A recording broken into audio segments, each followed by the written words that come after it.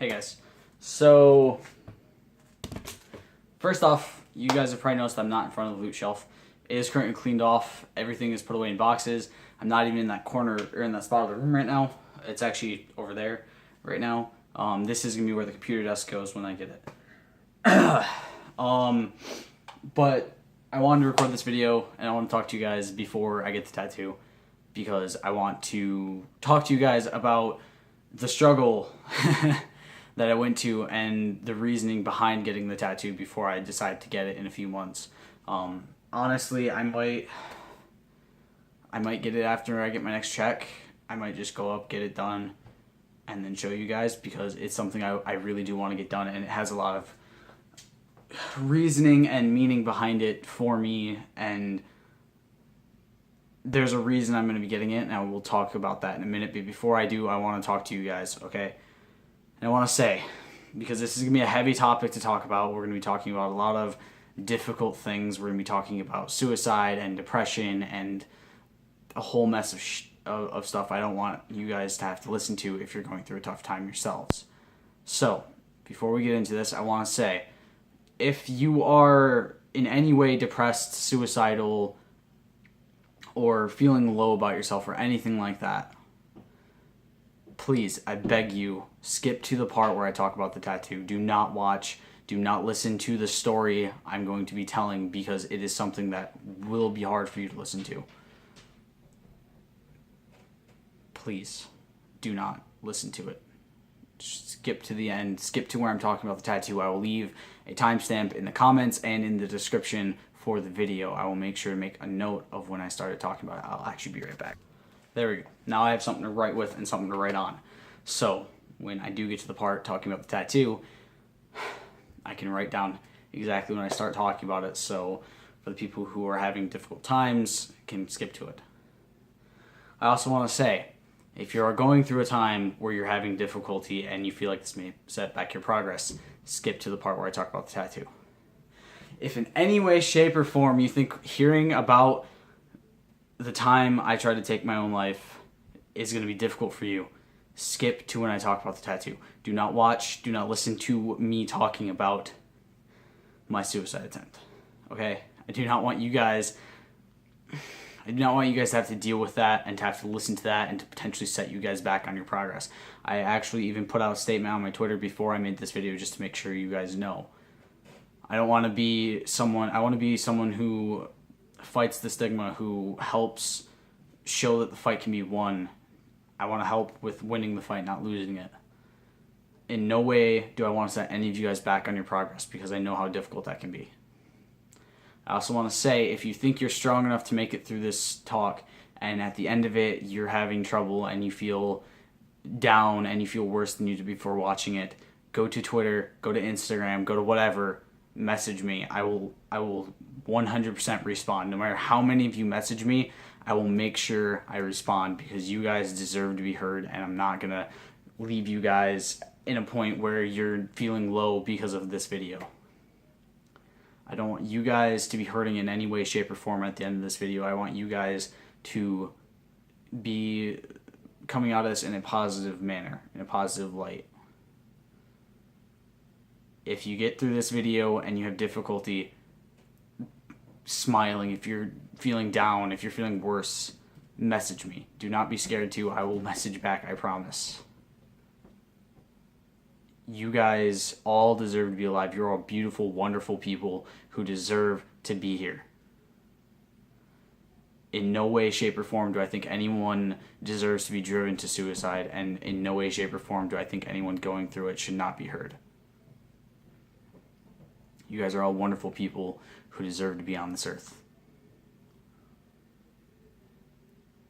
With this PSA out of the way, with this little talk, trying to make sure that anyone who is not feeling okay and may be set back, maybe traumatized, maybe triggered by this out of the way, we're going to get into it. So, I've talked about my depression on this channel before, and it's never something I've been shy of talking about. I've talked about it with a lot of people, friends, family, it's never been something I've been scared to talk about. And while that's true, I have been scared to talk about this, especially on the channel. And you can already see that I'm starting to tear up, and that's partially because of talking about in the little PSA a second ago. It's partially because of that, and it's partially because this story just brings up a lot of bad memories, and I'm not even sure how well I'm going to be able to make it through this. But I've talked a lot about my depression, and I even mentioned this in the video when I talked about it, that at one point I did try to take my own life, but I didn't ever really want to go into that story more because it's just so hard to relive. But here we go. So my left wrist is a constant reminder. You guys can't see it. I'll try to make it so you can, but you probably still won't be able to. But right around here, there's a scar. And that scar was from the night I tried to take my own life. It was the only time. It has been the only time. I've never tried to take my life again. And every day I look down at this constant reminder of the pain, of the heartbreak, of how tortured I felt then, how hurt I was. It's a constant reminder of a time that I don't like to think about. And it's a constant reminder of the one time I almost made the biggest mistake ever. A lot of people say that suicide and depression, when you're depressed and you're feeling like suicide's the only option, a lot of people say it's like looking in on your own life.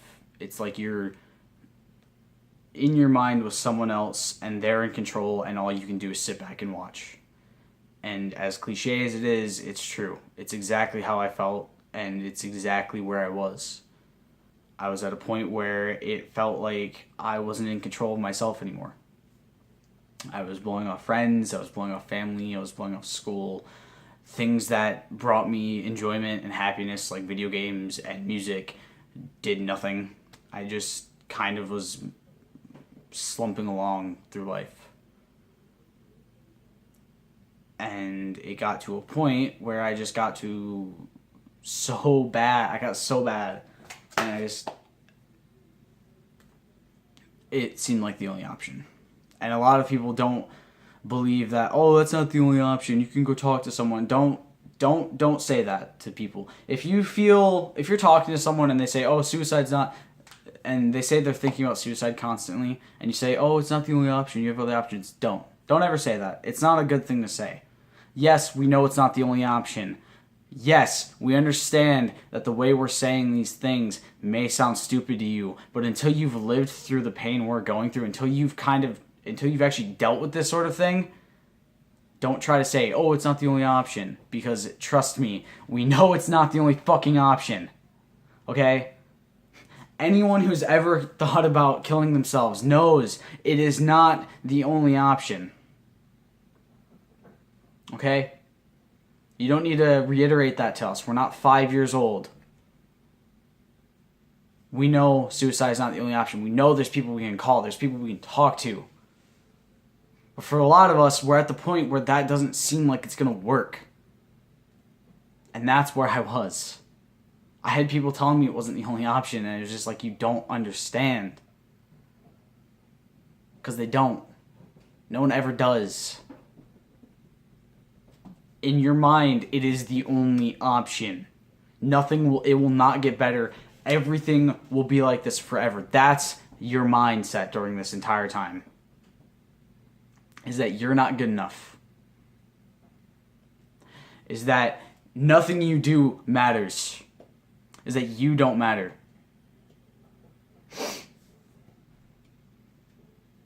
And it drives us to this. It drives us to this pain.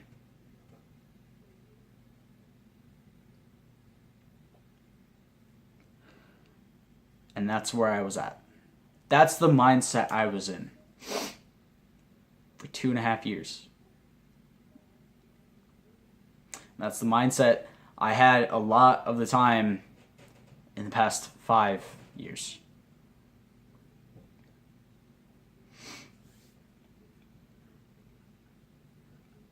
Every day, until I met Paige. I had the mindset if I wasn't good enough.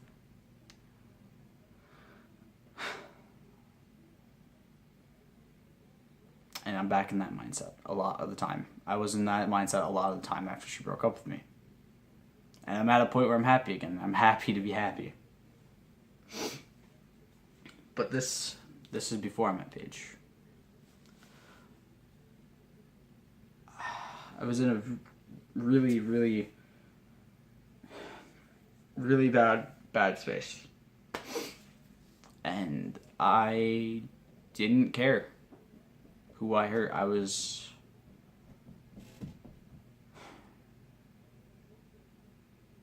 It's like I was gone.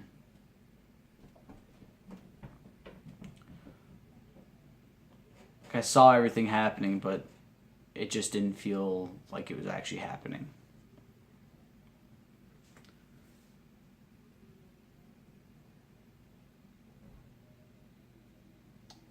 Like I was mentally clocked out.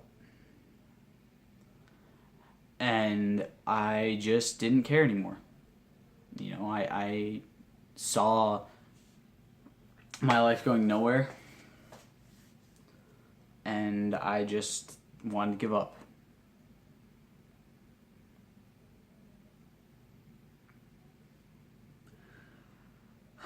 I didn't think there was a point in going forward. You know, I didn't think there was anything I could do to change how I was feeling and what I was going through.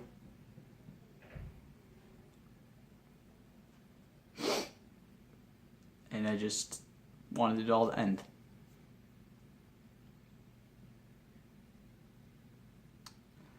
So I got home, I grabbed the blade, and I got ready. I didn't leave a note because I didn't think it would matter to anyone. I didn't think about who I'd be hurting. Or how people's lives would change if I was gone. I just went to do it. And I started with this wrist. And as I started to drag it down, I heard someone come in. I heard someone come into the house and knew if they caught me midway through, it was going to be for nothing. And they were going to help me, and they were going to save me, and I didn't want that. Wow, how times have changed. And so I threw the blade. I hit it, and I didn't make it deep enough to start causing any damage, but there was a bit of bleeding, and obviously there's a scar left.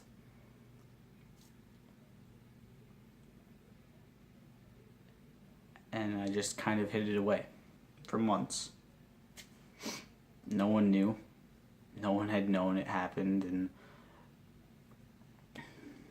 that was fine with me. If people didn't know it didn't happen, then people didn't know.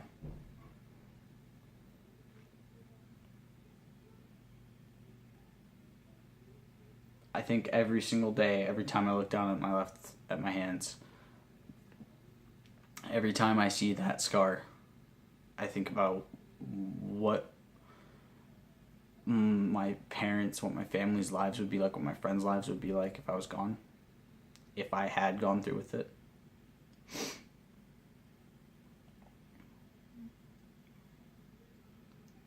Eventually, though, somebody did see.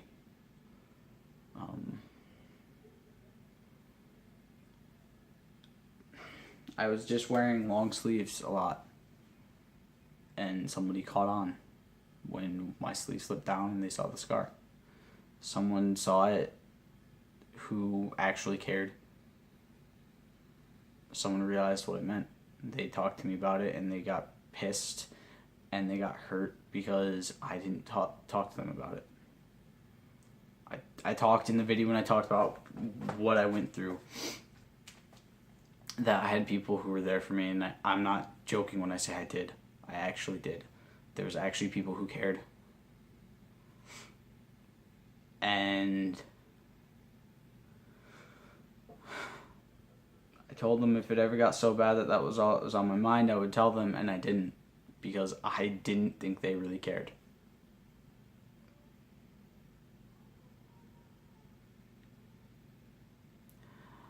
This scar has been a reminder of the worst point in my life.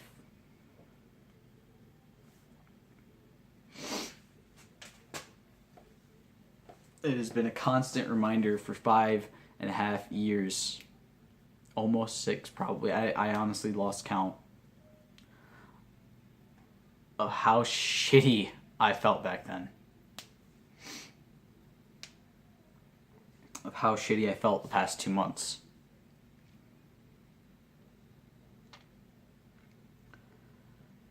But I'm changing all that. I'm tired of looking at my left wrist and seeing that reminder of when I almost lost my fight. I want to look down at my wrist and see pride and see happiness and see something that's a reminder that I won. There's a reminder that I've kept fighting. A reminder that I saw myself at my lowest low, and I've wanted to not be there again. And now we're finally at the point where I can talk about the happier side of this video. Oh my god. Alright, so I'm going to give a timestamp of about 17 minutes. There we go. So about 17 minutes. So, what is the tattoo going to be? Because I know a lot of people are probably wondering that. Also, if you've sat through the entire last 16.5 minutes or so, or 15-ish minutes, whatever,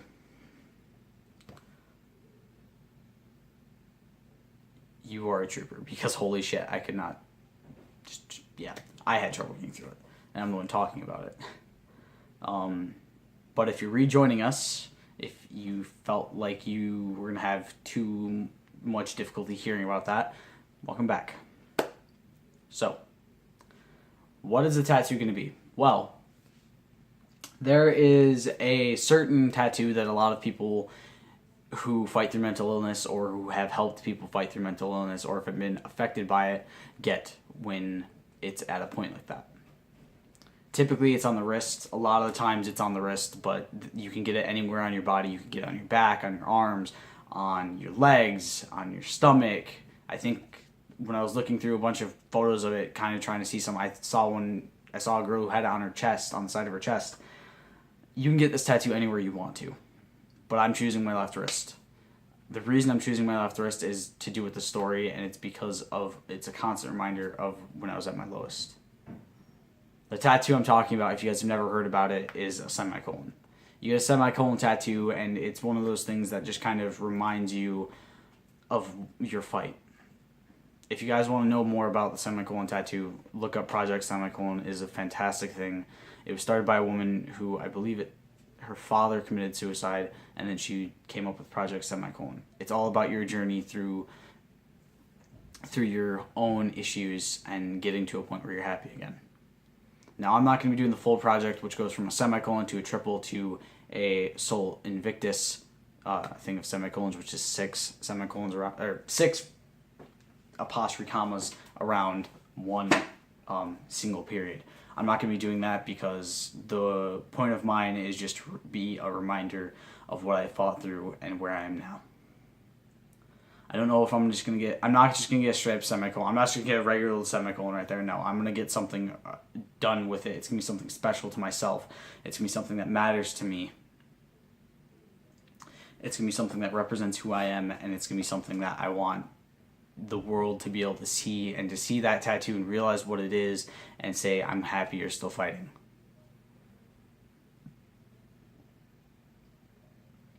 I highly suggest you guys go look at Project Semicolon because it is a fantastic, fantastic thing. And if you know someone who's fighting through mental illness, you fought through it yourself, or anything along those lines, I highly suggest you go get a semicolon tattoo as well. They're very, very amazing things. And honestly, I love the fact that there's a thing that can represent us. I'm going to be getting one, and I'll show you guys what it looks like at the end. I'm getting this tattoo to remind myself that I made it through my fight. I'm getting this tattoo to show that life goes on. To show that no matter how bad of a situation you may be in, there's always a reason to keep fighting. I hope you guys enjoyed this video. Stay golden. Peace.